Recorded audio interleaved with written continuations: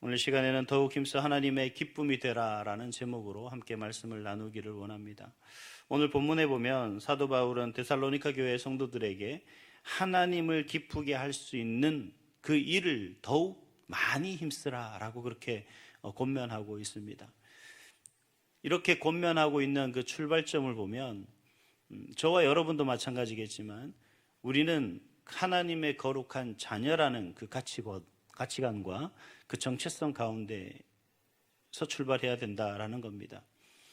우리가 단순히 하나님의 거룩한 자녀일 뿐만 아니라 또 그 가운데 저와 여러분들은 존귀한 하나님의 자녀라는 사실을 기억해야 됩니다. 이 세상의 그 어떤 무엇보다도 하나님의 형상에 따라 지음받은 저와 여러분들은 존귀함 그 자체입니다. 이 가치에서 우리가 출발을 할 때 사도 바울이 우리에게 하나님의 뜻은 무엇이냐, 하나님이 우리를 이렇게 부르셔서 우리를 거룩한 하나님의 자녀 삼으시고 또 예수 그리스도 보혈의 피를 통하여서 우리가 하나님의 그 거룩한 옷을 입도록 하신 이유와 그리고 그러한 하나님의 자녀됨에 살아가야 될 그 목적이 뭐냐면 다름 아니라 하나님의 뜻이고 그 하나님의 뜻은 다름 아닌 우리의 거룩함이다라고 이야기를 하고 있습니다. 근데 우리가 거룩하다라고 하는 그 출발선상에서 우리가 출발을 할 때 저와 여러분들이 지금의 모습이 어떤 죄된 모습이어서 죄인의 모습으로서 우리가 바뀌고 변화되어야 되느냐라고 하는 그 문제가 아니라 사도 바울이 이야기하고 있는 출발점은 바로 저와 여러분들은 거룩하고 존귀한 존재라는 그 가치관에서 그 정체성에서 우리가 출발을 해야 된다라는 겁니다. 간혹 우리가 스스로에 대해서 나는 아직 여전히 부족해, 나는 아직 여전히 많은 죄 때문에 하나님 앞에 온전하지 못해라고 생각하신다면 그건 우리 자신의 존재감에 대해서, 자존감에 대해서 너무 낮추고 있다는 사실입니다. 하나님은 결코 저와 여러분 한 분 한 분에게 별 의미 없이 아니면 그 존재감이 매우 낮은 그런 존재로서 이야기하고 있는 것이 아니라 하나님께서 거룩하니 너희도 거룩하라라고 말씀하신 그 명령처럼 바로 저와 여러분들은 하나님의 거룩함을 그대로 부여받고 하나님의 그 존귀하심 자체를 그대로 부여받은 그러한 존재라는 사실에서 출발을 해야 된다는 겁니다. 이러한 존재 속에서 우리가 이 세상과 구별돼야 된다는 거죠. 물과 기름이 섞일 수 없듯이 아무리 섞고 섞는다 할지라도 시간이 지나면 자연히 분리되어 나타나는 모습 속에서 우리가 섞이려고 하는 것이 아니라 구별되고 구분되어 이 세상에 살아가야 된다라는 의미에서 오늘 본문의 말씀을 좀 살펴봐야 된다라는 겁니다. 심리학 이론에 보면 자이언스 이펙트라는 그러한 이론이 있습니다. 무슨 얘기냐면 뭔가를 아니면 어떤 대상에 대해서 우리가 자꾸 한 번 보는 것과 두 번, 세 번 만나고 보게 되는 것이 우리에게 호감을 얻게 되고 우리가 그것에 대해서 익숙해지는 거죠.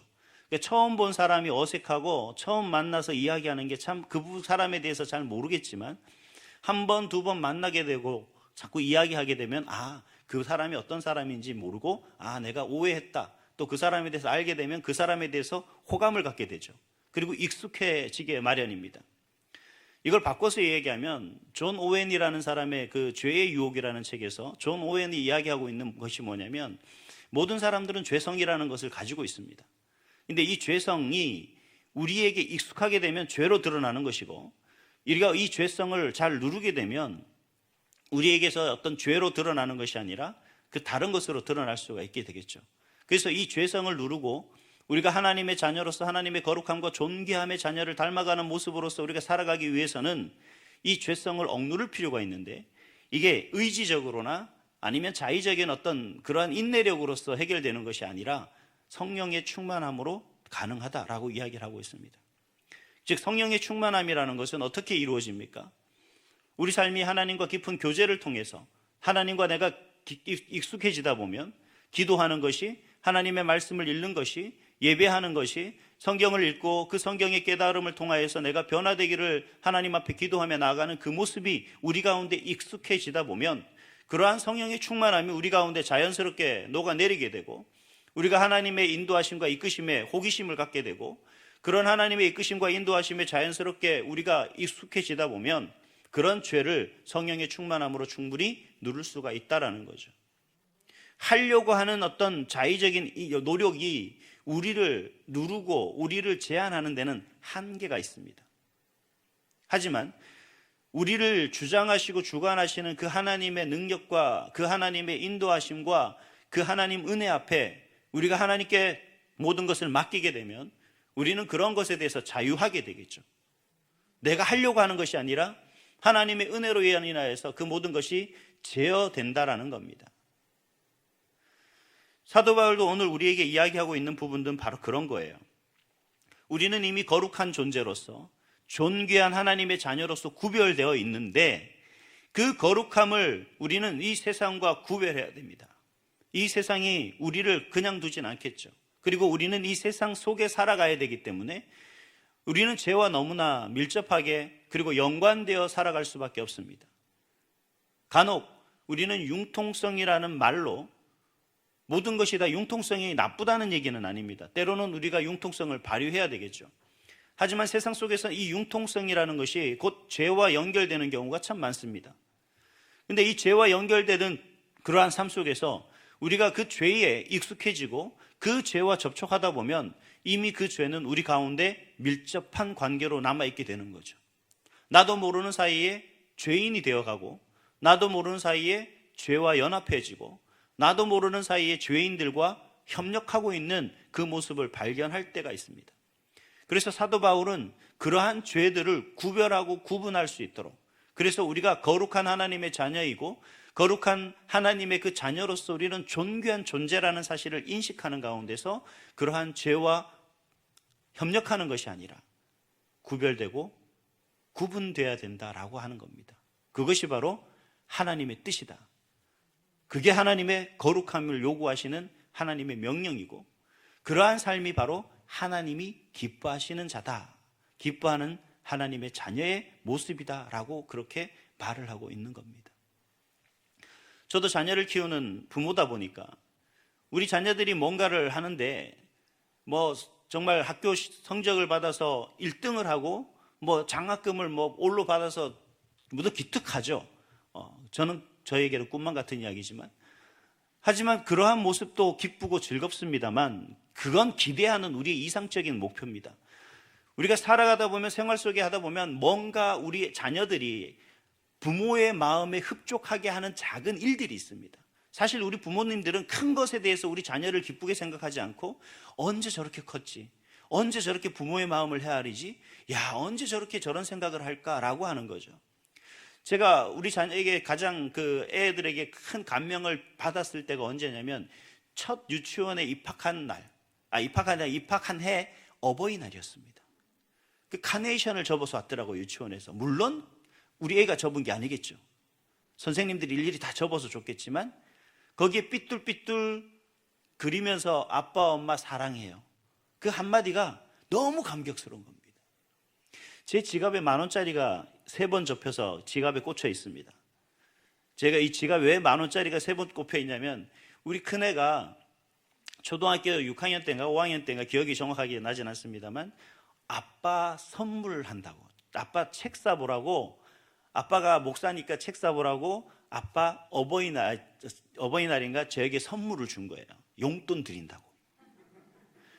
그 용돈 10,000원 가지고 뭐 얼마나 쓰겠습니까만 제가 그 10,000원을 못 쓰겠더라고요. 지금까지 그 10,000원을 간직하고 있습니다.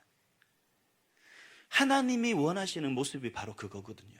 저와 여러분들이 힘들고 어려운 이 세상을 살아가면서 아주 작은 것 하나라도 하나님 앞에서 하나님, 나는 하나님의 거룩한 자녀입니다. 나는 하나님의 존귀함을 그대로 물려받은 그 정체성을 가진 존재입니다. 내가 어떻게든 이 세상과 타협하지 않고 이 세상에서 여전히 구별된 하나님의 자녀로 살아가기 위해서 노력하고 애쓰는 그 마음을 하나님은 뭐예요? 기뻐하신다는 겁니다. 오늘 본문의 말씀에 보면 사도 바울이 그 데살로니가 교회 당시 사회적 배경을 분명히 우리에게 이야기하고 있어요. 음란함을 이야기하고 있고 그리고 물질에 대한 어떤 여러 가지 추구하는 모습들, 음란과 이런 부분들에 대해서는 충분히 말을 하고 있겠지만 이 말 또한 두 가지 예로 우리에게 이야기하고 있는데 하나는 음란이고 세욕입니다. 그리고 또 한 가지는 재산 상속에 관한 어떤 그런 사회적 배경 속에서 나타나 있는 형제의 사랑하는 모습입니다. 이런 부분들에 대해서 사도 바울이 두 가지 단어로 우리에게 이야기를 하고 있는데, 바로 하나는 거룩함이고 하나는 존귀함입니다. 세교에 대해서는 충분히 이해가 가겠지만, 또 한편 우리 형제 사랑에 대한 이 부분에 대해서는 잠시 설명을 한다면, 당시 사회적인 어떤 그 모습 속에서 부모의 재산을 상속하는 데 있어서 물론 아들에게, 장남에게 모든 재산이 상속되어져 가는 게 당연하겠죠. 근데 장남이 없을 경우에는 어떻게 되냐면 물론 딸에게 상속이 됩니다. 그런데 문제가 거기서 드러나는 거죠. 만약에 남자 사촌이 있을 경우 한 집안의 유산이 남자가 없고 딸만 있어서 그 딸에게 상속되어졌을 때, 다른 남자 사촌이 그 딸에게 청혼을 할 수가 있습니다. 근데 이 청혼이 선택적이냐? 아니면 강제입니다. 근데 예를 들어서 아직 결혼하지 않은 그러한 처녀의 경우, 아버지의 재산을 물려받았으니까 사촌이 결혼한다 그러면 괜찮겠죠. 좋을 수도 있습니다. 근데 문제는 사촌이 유부남일 경우, 그리고 물려받은 딸이 유부녀일 경우가 문제가 되는 거죠. 그럴 경우 어떻게 되느냐? 결혼한 여인은 강제 이혼을 해야 됩니다. 그리고 그 사촌과 강제로 결혼해야 되는 그런 문화가 있었습니다. 그래서 사도 바울이 뭐라고 얘기하냐면, 분수를 넘고 그리고 형제를 해하면서까지, 남의 이웃을 노력 없이 가정을 파괴하면서까지 물질을 추구하며 살아가는 그 인생을 바로 존귀함이라는 그 단어로서 우리에게 각인시키고 있는 겁니다. 우리의 노력과 우리의 수고 없이 상대방을 괴롭히고 아프게 하고 힘들게 해서 취하는 것이 존귀한 하나님의 자녀의 모습이냐? 그렇지 않다는 거죠. 그건 바로 물과 기름이 섞일 수 없는데 열심히 저어서 섞어보려고 하는 그런 죄된 모습이다라는 겁니다. 저와 여러분이 살아가는 이 세상에서 우리는 우리 자신의 어떤 죄됨을 희석시키고 그 부분에 대해서 나는 아무런 문제가 없음을 우리는 감추려고 한다고 하지만 결국 하나님 앞에 드러나게 되겠죠. 그래서 6절 말씀해 보니까 후반절의 끝부분에 뭐라고 말씀하시냐면, 이 모든 일이 주께서 신원하여 주신다라고 그렇게 이야기를 하고 있습니다. 여러분, 우리가 힘들고 어려운 이 세상 속에서 세상과 연합하여 살아가지 않으려고 애쓰고 수고하는 그 모든 것들, 그리고 반대로 우리가 그런 죄와 연합하며 그 죄와 섞으려고, 우리의 삶을 섞으려고, 우리의 인생을 섞으려고 애쓰고 수고하는 그 모든 것들은 하나님께서 신원하여 주신다라고 얘기를 하고 있는 거죠. 이 신원이라는 말의 의미는 바로 원어에서 상에서 보면 공의를 행한다라고 얘기합니다. 또 징벌자를 의미하기도 합니다. 그러니까 하나님께서 판단하신다는 얘기입니다. 우리가 어떤 삶을 살고, 우리가 무엇을 위해 살고, 우리의 삶의 방향과 목적을 가지고 살아가는 그 인생을 결국 우리는 하나님 앞에 서게 되겠죠. 그 하나님 앞에 섰을 때 우리는 뭐예요? 다 하나님 앞에 신원받게 되는 겁니다. 전지하신 하나님께서 그 모든 것을 알고 계신다라는 말로 대변할 수가 있겠죠. 사도 바울은 그래서 오늘 이런 얘기를 하는 겁니다. 여러분, 하루를 살더라도, 아니 한순간을 살더라도 우리가 무엇을 위해 살아가느냐, 내가 어떤 삶의 방향을 가지고 어떤 목적으로 살 것이냐, 여러분 이 생각을 할 때 먼저 이것을 기억하시기 바랍니다. 하나님은 모든 것을 알고 계십니다.